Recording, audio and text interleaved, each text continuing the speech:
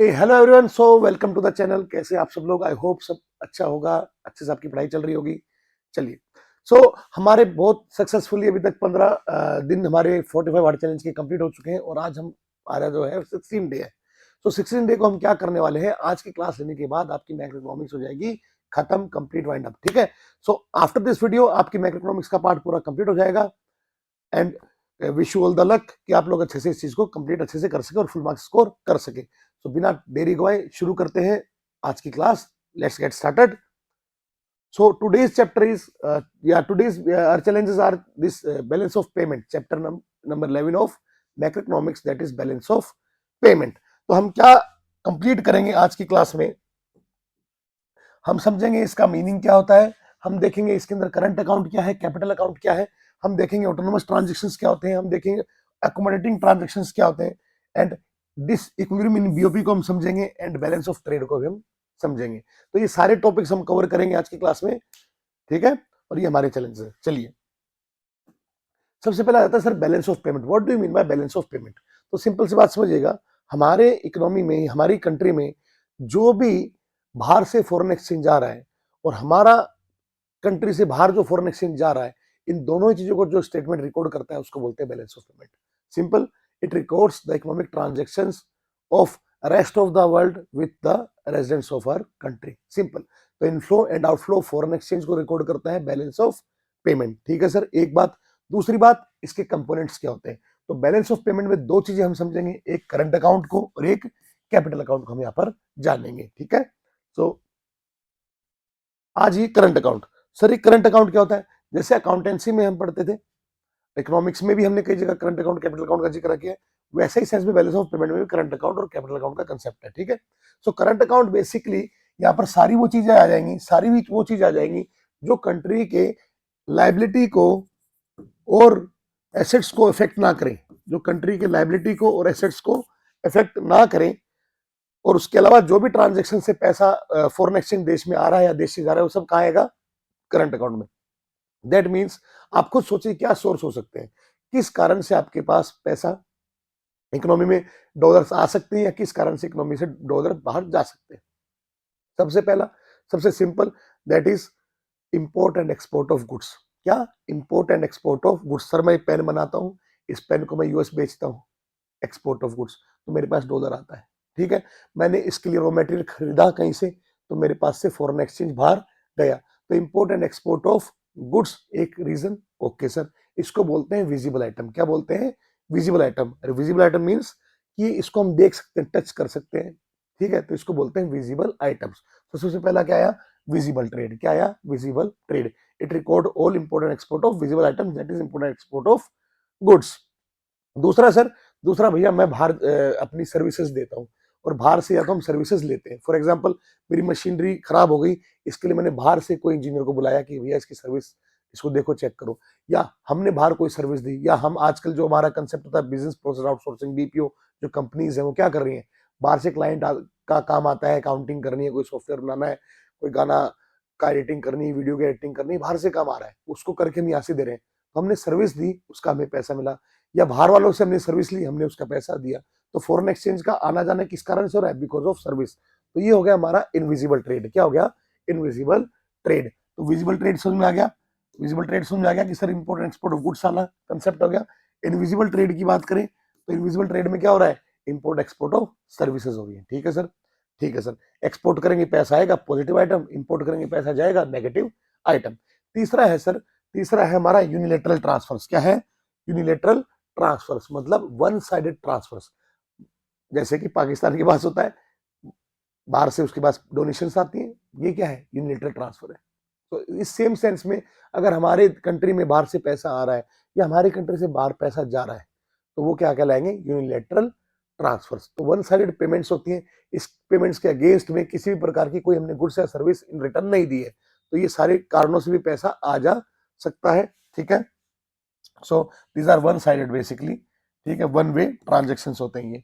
Then then next one is भैया, next ये है कि मेरा, हमारे देश का जो हमारे कंट्री का कोई रेजिडेंट है, वो बाहर जाके नौकरी कर रहा है, या बाहर वाला विदेशी यहाँ के नौकरी कर रहा है। एक बात, ठीक है। दूसरी बात, मैंने बाहर सपोज करो किसी कंपनी का शेयर ले रखा है, तो शेयर पे मुझे क्या मिल रहा है, डिविडेंड मिल रहा है। मैंने बाहर कोई प्रॉपर्टी खरीद रखी है, उस पर मुझे रेंट मिल रहा है।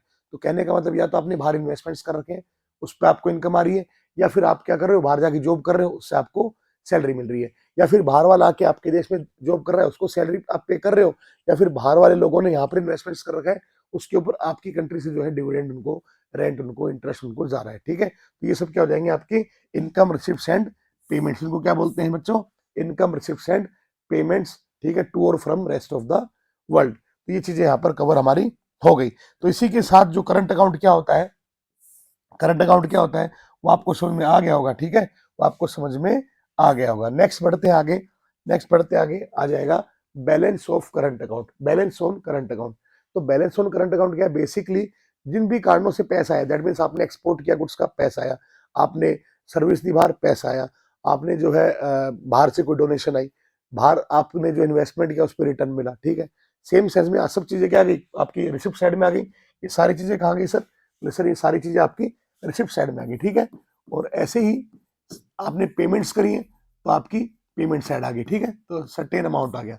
ये जो टोटल आ रहा है ये क्या है, बैलेंस ऑन करंट अकाउंट। ये क्या है, balance on current account.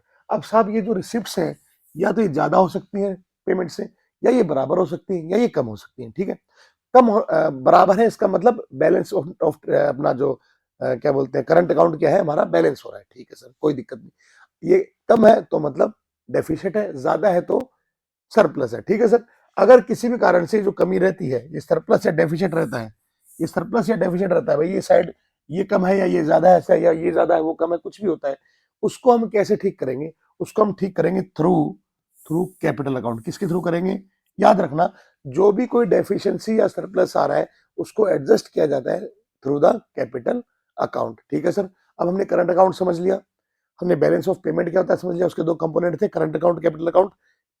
Current account हम समझ चुके हैं, करंट अकाउंट के कंपोनेंट्स चार होते हैं, वो हम पढ़ चुके हैं, that is visible trade, invisible trade, unilateral transfers and income receipts and payment, income receipts and payment. ये चार चीजें हम बच्चों कर चुके हैं। आगे बढ़ते हैं।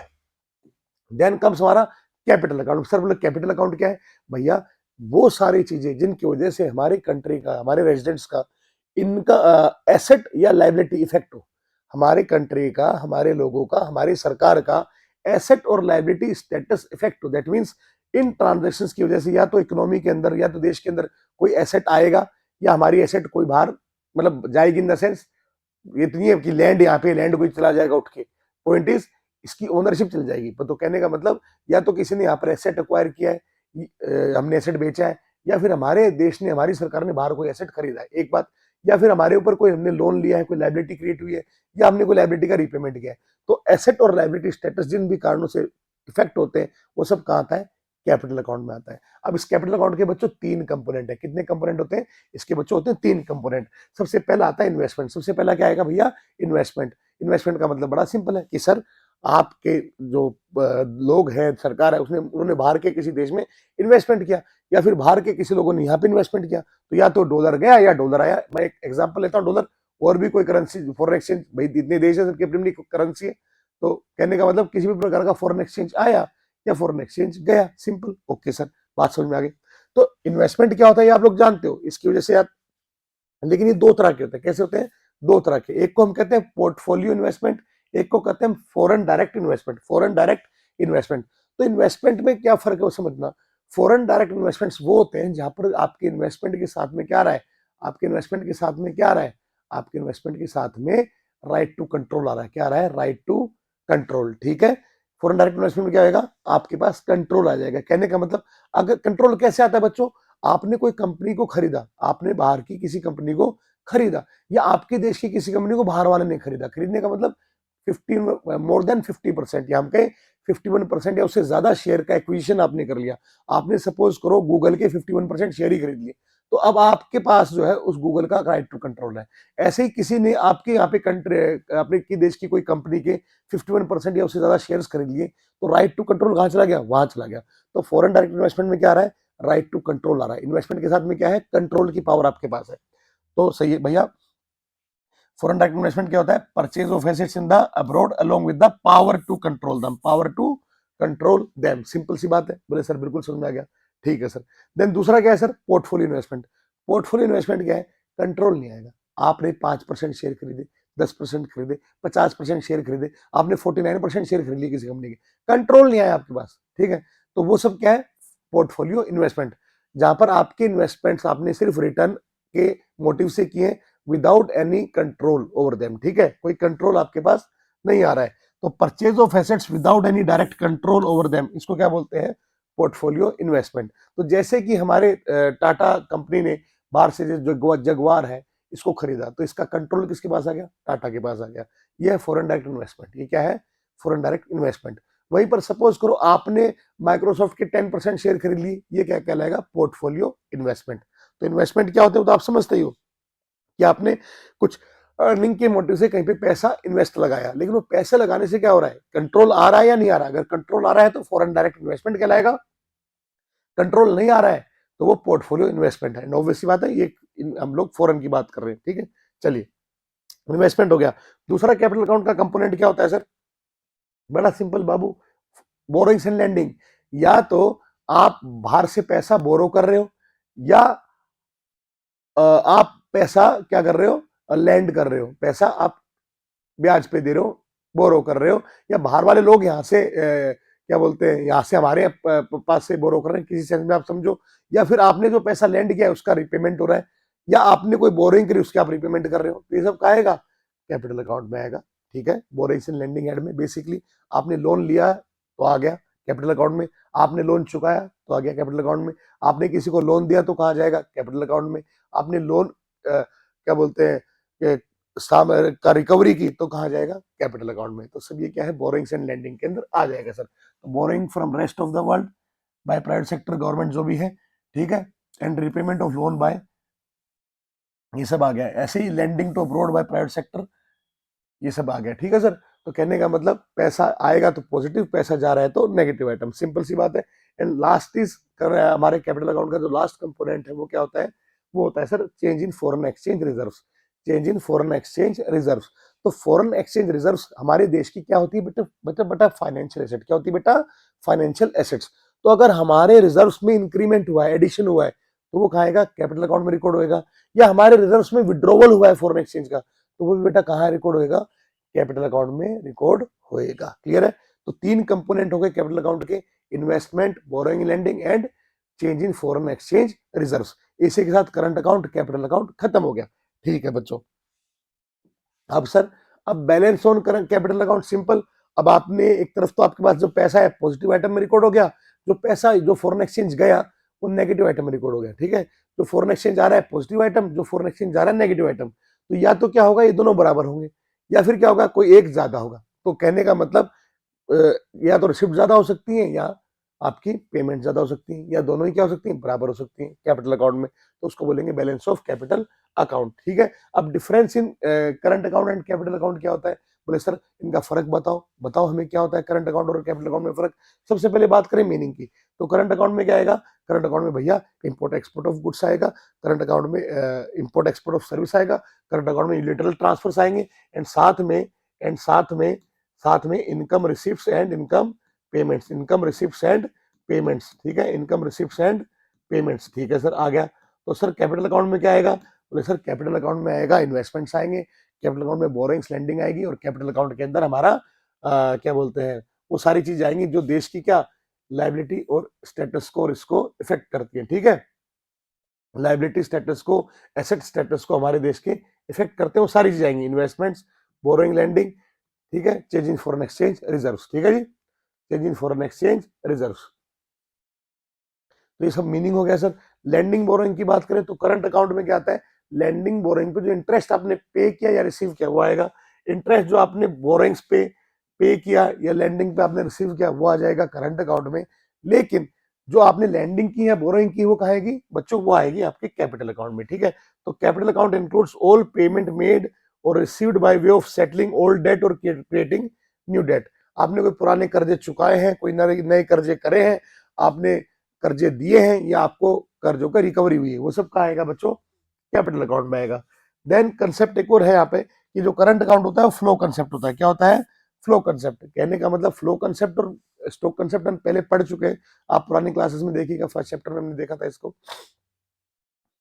फ्लो कंसेप्ट क्या होता है, वो सारी चीजें जो हम लोग मेजर करते हैं over a period of time, जिसमें टाइम डायमेंशन हो। जैसे कि सैलरी होती है, तो सैलरी आप कैसे पूछते हो, कोई किसी से आप पूछोगे भैया आपकी सैलरी क्या है, तो ये थोड़ी बताएगा कि मेरी सैलरी 1 बजे इतनी है, ऐसा नहीं होता। वो बताएगा मेरी सैलरी पर मंथ के साथ, भैया भैया मेरी सैलरी जो है 1 लाख रुपए पर मंथ है, या वो बोलेगा मेरी सैलरी 10 लाख रुपए पर एनएम है, पर पूरे साल की है। तो जो सैलरी बता रहा है वो कैसे बता रहा है, मंथली और ईयरली बेसिस पे बता रहा है आपको, ठीक है। लेकिन आप किससे पूछो कि यार तेरे पास पैसे कितने पड़े हैं जेब में, तो कैसे बताएगा, सिंपल, जेब में पैसे देख के भैया 200 रुपए है मेरे पास, ठीक है।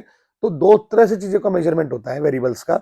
एक आप over a period of time, during a period of time चीजों को मेजर करते हो, और आप at a point of time measure करते हो, ठीक है। तो जो at a point of time चीजें मेजर होती है वो कहलाती है स्टॉक कंसेप्ट। जो over a period of time हम मेजर करते हैं वो सब होते हैं फ्लो कंसेप्ट, ठीक है। तो जो हमारी sale and purchase of goods है, तो सेल्स कैसे पूछोगे, आज की सेल कितनी है, हफ्ते की सेल कितनी है, महीने की सेल कितनी है, समझ गए, ये फ्लो कंसेप्ट है। सेम सेंस में आपने ड्यूरिंग द मंथ कितनी वैल्यू की service the, during the day कितनी वैल्यू की service the, during the year कितनी वैल्यू की सर्विस दी, ये क्या है, फ्लो कंसेप्ट। तो कहने का मतलब जो आपके करंट अकाउंट्स में चीजें होती हैं वो सारी की सारी फ्लो कंसेप्ट की है, क्लियर है, वो सब क्या है, फ्लो कंसेप्ट। लेकिन जो आपके कैपिटल अकाउंट में है वो सारी चीजें स्टॉक कंसेप्ट की हैं, किसकी हैं, स्टॉक कंसेप्ट। कहने का मतलब कंट्री का डेट आज कितना है, at a point of time country के ऊपर कर्जा कितना है, at a point of time country का इन्वेस्टमेंट कितना है, at a point of time foreign exchange reserves कितने, क्लियर है। तो ये सारी चीजें कैसे मेजर हो रही है, at a point of time. तो ये सब क्या है, स्टॉक कंसेप्ट है, ठीक है। समझ में आ गया, डिफरेंशिएशन आई थिंक क्लियर आपको हो गया होगा। चलिए, आप बोलोगे सर जल्दी जल्दी क्यों चल रहे हो, अरे जल्दी जल्दी इसलिए चल रहा हूँ क्योंकि तुम लोग ज्यादा लंबा वीडियो देखते नहीं हो ना। तो इसके बाद आ गया हमारा ऑटोनोमस अकोमोडेटिंग ट्रांजैक्शंस, ठीक है सर, इसको भी समझा दो सर। लो बेटे अभी समझाता हूँ आपको बड़े प्यार से, क्या होता है हमारा ऑटोनोमस अकोमोडेटिंग ट्रांजैक्शन। ध्यान दीजिएगा, हमने कहा कि सर ये करंट अकाउंट है, बोले सर करंट अकाउंट बिल्कुल है सर। तो यहाँ पर तो सर दो चीज आएंगी, एक पॉजिटिव आइटम्स हो रहे, नेगेटिव आइटम्स, ठीक है। मतलब पॉजिटिव नेगेटिव मीन्स एक से पैसा जा रहा है, फॉरेन एक्सचेंज जा रहा है, एक फॉरेन एक्सचेंज आ रहा है, ठीक है। तो आपका जो है विजिबल ट्रेड से पैसा आ रहा है जा रहा है, बिल्कुल आ रहा है सर, विजिबल ट्रेड से पैसा आ रहा है जा रहा है, ठीक है सर, हो गया। देन सर, देन बेटा आपका इनविजिबल ट्रेड से पैसा आ रहा है जा रहा है, बिल्कुल सर, इनविजिबल ट्रेड भी यहां पर आ गया, ठीक है सर, ये काम भी हो गया। फिर बच्चों आपको यूनिलेटरल ट्रांसफर हुआ, आपको यूनिलेटरल ट्रांसफर हुआ, बोले हाँ सर, या तो आपने पैसा दिया, आपकी कंट्री से पैसा गया, या फिर आपकी कंट्री से पैसा, आपकी कंट्री में पैसा फॉरेन एक्सचेंज आया, ठीक है। आपने बाहर डोनेशंस दी या बाहर से डोनेशंस या किसी प्रकार की वन साइड पेमेंट आई है या आपके देश से पैसे पेमेंट गई है, हो गया सर। फिर इसके बाद सर, इसके बाद income receipt and payment, income receipt and payment, income receipt and payment मतलब भैया या तो बाहर से फॉरेन एक्सचेंज आया कि भैया आपकी जो इन्वेस्टमेंट है उन पर रिटर्न आ रहा है, या बाहर के लोगों ने जो इन्वेस्टमेंट्स यहाँ कर रखे हैं आपके यहाँ से रिटर्न उनको जा रहा है, या फिर आपके लोग वहां पर जाके सर्विस जॉब कर रहे हैं, या बाहर वाले आकर यहाँ पर जॉब कर रहे हैं, तो ये आ गया इनकम रिसिप्ट एंड पेमेंट। तो सर इससे क्या होगा, इससे होगा भैया ये कि इसका एक टोटल आ जाएगा, बिल्कुल आ गया सर, तो ये करंट अकाउंट का टोटल आ गया। अब इसमें सपोज करो ये टोटल कितना है, या मैं पूरा कंप्लीट टोटल ले लूंगा, ठीक है। फिर सर, फिर ऐसे ही आपके यहाँ पे कैपिटल अकाउंट वाली चीज आ जाएंगी, क्या आएंगी, बोले सर इन्वेस्टमेंट आ जाएंगे, बोरोइंग एंड लैंडिंग आ जाएगी, and change in foreign exchange reserves आ जाएगा, ठीक है। तो इन्वेस्टमेंट्स आ गए, हमारा क्या बोलते हैं इसको, बोरोइंग्स एंड लैंडिंग वाला कंसेप्ट आ गया, और फॉरेन एक्सचेंज रिजर्व्स आ गया, ठीक है। मतलब आपने अगर इन्वेस्टमेंट करे हैं, पैसा गया, इन्वेस्टमेंट बाहरों ने यहाँ करा, पैसा आया, आपने बोरिंग की, पैसा आया, आपने किसी को क्या बोलते हैं लैंडिंग करी, पैसा गया, ठीक है। आपके फॉरेन एक्सचेंज रिजर्व्स में इंक्रीमेंट हुआ या डिक्रीज हुए या इंक्रीज हुए, वो यहाँ पे आ गया, ठीक है सर। ये सब हो गया सर, बिल्कुल हो गया। इसका भी एक टोटल आ गया, बिल्कुल आ गया सर। अब क्या सर, अब ऐसा है दोस्त, ऐसा मान लो इसका टोटल है आपका, रिसिप्ट साइड का टोटल है $100, ठीक है, और पेमेंट साइड का टोटल है मान लो $120, ठीक है। रिसिप्ट का टोटल क्या है $100 और पेमेंट का टोटल क्या है $120। तो अल्टीमेटली यहाँ पर डिसइक्विलिब्रियम है, यहाँ पर क्या है, डिसइक्विलिब्रियम, ये कंप्लीट टोटल बता रहा हूं मैं, ठीक है सर। तो इसका क्या आ गया, ये डिसइक्विलिब्रियम आ गया, ठीक है सर, आ गया सर। मतलब हमारा बैलेंस ऑफ पेमेंट बैलेंस नहीं हो रहा, बैलेंस ऑफ पेमेंट क्या नहीं हो रहा, बैलेंस। हम क्या चाहते हैं, हम ये चाहते हैं सर दोनों साइड का टोटल बराबर हो, दोनों साइड का टोटल बराबर हो। तो आपके पास दो तरीके हैं इसको करने के, क्या करो, या तो आप क्या करो सर, आपकी पेमेंट साइज ज्यादा है, आपकी पेमेंट साइज ज्यादा है, तो आपको क्या है, पैसा रिसीव करना है। क्या करना है, पैसा रिसीव करना है। ठीक है, तो क्या करेंगे सर, हमें 20 रुपए रिसीव करने, कैसे करोगे, या तो आप लोन ले लोगे, बोरोइंग कर लोगे, या तो आप लोन ले लोगे, बोरोइंग कर लोगे, या फिर कोई आप अपनी एसेट को बेच दोगे, आप अपनी एसेट को बेच दोगे, या तो लोन लोगे, अपनी एसेट को बेचोगे, दोनों ही कारणों से क्या होगा, डॉलर आएगा। डॉलर के आते ही क्या होगा, ये हमारा बैलेंस ऑफ पेमेंट क्या करेगा, बैलेंस कर जाएगा। बिल्कुल सर। अब समझिएगा, जो ट्रांजेक्शन आपने किया है 20 रुपए का, जो ट्रांजेक्शन आपने किया है 20 रुपए का, इसको क्या बोलते हैं, इसको बोलते हैं अकोमोडेटिंग ट्रांजेक्शन। क्या बोलते हैं, अकोमोडेटिंग ट्रांजेक्शन। तो अकोमोडेटिंग ट्रांजेक्शन वो ट्रांजेक्शन होते हैं which depends on the identity of balance of payment। अगर आपकी कंट्री का बैलेंस ऑफ पेमेंट मैच नहीं हो रहा है, बैलेंस नहीं हो रहा है, इन दैट केस ये ट्रांजेक्शन हमारा होगा। क्लियर है। तो it is dependent on the your balance of payment की आइडेंटिटी, कि उसको मैच हुआ कि नहीं हुआ। जबकि जो हमारे ऑटोनोमस ट्रांजेक्शन होते हैं, वो ट्रांजेक्शन होते हैं जो किसी मोटिव के, कोई प्रॉफिट मोटिव या किसी इकोनॉमिक मोटिव के लिए आपने करे हैं, कोई इकोनॉमिक मोटिव के लिए आपने करे हैं, irrespective of the status of the balance of payment. Balance of payment का स्टेटस क्या है उससे फर्क नहीं पड़ता। आपने जस्ट किया, आपने इंपोर्ट ऑफ गुड किया, आपने एक्सपोर्ट ऑफ गुड किया, आपने बाहर जाके नौकरी करी, बाहर नौकरी करी, आपने एसेट बेची, आपने कुछ भी किया हो, विदाउट एनी कि आपका कोई मोटिव ऐसा नहीं था कि आप बैलेंस ऑफ पेमेंट को बैलेंस कर रहे हो। ठीक है, दैट मीन्स जो भी ये चीजें हैं, सब क्या है, ये जो भी चीजें सब क्या है, ऑटोनोमस ट्रांजेक्शन। क्या है, ऑटोनोमस ट्रांजेक्शन। ये जो लाइन है,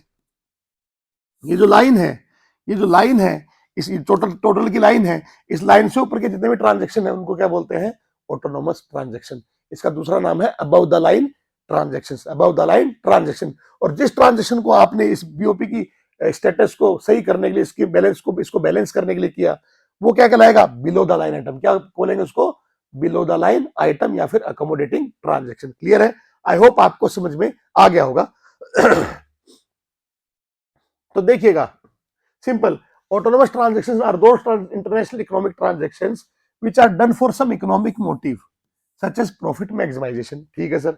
account, it take place on both current account and capital account। Clear है। देन अगर बात करें रिलेशन विद बीओपी, तो स्टेट ऑफ बीओपी से इसको फर्क नहीं पड़ता, it is independent of the state of BOP. ठीक है सर, ये बात समझ में आ गई। इसका दूसरा नाम क्या है सर, इसका नाम है दूसरा अबव द लाइन आइटम्स। क्या है, अबव द लाइन आइटम्स। बिल्कुल सर। इसके एग्जाम्पल क्या है सर, ये सब इसके एग्जाम्पल है। Import export of good, import export of service, unilateral transfer, income receipt and payments, जो भी है, बोरोइंग, लैंडिंग, फंडिंग, जो भी आपने करी है, without any motive of balancing the balance of payment, जो भी ट्रांजेक्शन हुए, सब क्या है, वो सब है ऑटोनोमस आइटम्स। ठीक है जी। तो अकोमोडेटिंग आइटम क्या है, these are done undertaken to cover the deficit और surplus in the state of balance of payment. Balance of payment के डेफिसिट और सरप्लस को मैनेज करने के लिए आपने ट्रांजेक्शन को करा है। ये सिर्फ और सिर्फ कैपिटल अकाउंट में होगा। कैसे होगा सर, अभी हमने क्या पढ़ा था, या तो आप लोन ले लोगे या एसेट बेच दोगे। तो जो भी ये ट्रांजेक्शन होगा, आप सपोज करो, सुनो मेरी बात, सिंपल सी बात समझना, 20 रुपए की डेफिशिएंसी थी, तो आप बोलोगे सर हम अगर 20 रुपए का और एक्सपोर्ट ऑफ गुड कर दें, सर्विस कर दें, तो भी तो ये पॉसिबल है। हाँ बिल्कुल है बेटा, पर तुमसे करेगा कौन, तुमसे सामान खरीदेगा कौन, वो तुम्हारे हाथ में है क्या। आज सपोज करो मैं पेन बेचता हूं, तो मैं तो 1 करोड़ यूनिट बेचना चाहता हूं, पर मेरे हाथ में थोड़ी है वो, खरीदने वाले जितने खरीदेंगे उतने खरीदेंगे, जबरदस्ती सबके घरों में थोड़ी रख के आ जाऊंगा। ठीक है, लेकिन लोन लेना है मेरे हाथ में है, मुझे बैंक पे जाऊंगा, साहब मुझे लोन दे दो, मेरे हाथ में है, अगर मुझे लोन ले पाए तो मैं ले पाऊंगा। मेरी कोई प्रॉपर्टी है, मेरी गाड़ी है, मैं गाड़ी बेच दूंगा, मेरा प्लॉट है, मैं प्लॉट लैंड बेच दूंगा, तो वो मेरे हाथ में है। तो आप कहने का मतलब आपके हाथ में नहीं है चीजें कि आप अपने मन मर्जी से कर पाओ, या आप जितना कर सकते हो उतना हो रहा है, पर ये नहीं है कि आप इसको बैलेंस करने के लिए ये जो आपके करंट अकाउंट में इनमें जो ट्रांजेक्शन है वो आप अपनी मन मर्जी से कर पाओ। करंट अकाउंट के ट्रांजेक्शन आपके हाथ में नहीं है सर। अगर आप जॉब कर रहे हो, आपको मिलेगी तो ही जॉब करोगे, जितनी सैलरी अगला देगा उतनी तुम लोगे। ऐसा थोड़ी है कि मुझे तो 1000 करोड़ से कम में बात नहीं बनेगी सर। अरे तुम्हें 5000 रुपये दे रहा हो, तुम 1000 करोड़ की बात कर रहे हो, बात समझ रहे हो आप। तो कहने का मतलब जो भी ट्रांजेक्शन होते हैं हमारे अकोमोडेटिंग ट्रांजेक्शन, कहाँ होंगे ये, बोले सर बिल्कुल अच्छे समझ में आ गया, ये ट्रांजेक्शन सिर्फ और सिर्फ कैपिटल अकाउंट में ही हो सकते हैं, बिकॉज वहां पर हमारी फाइनेंशियल एसेट्स है, वहां पर हमारी एसेट्स है, वहां पर हमारी लाइबिलिटीज है। ठीक है, तो हम लाइबिलिटी इंक्रीज कर सकते हैं, हम लाइबिलिटी को, अब अगर हमको मान लो पेमेंट एक्स्ट्रा करनी होती तो हम रिपेमेंट ऑफ लोन कर सकते थे, क्लियर है।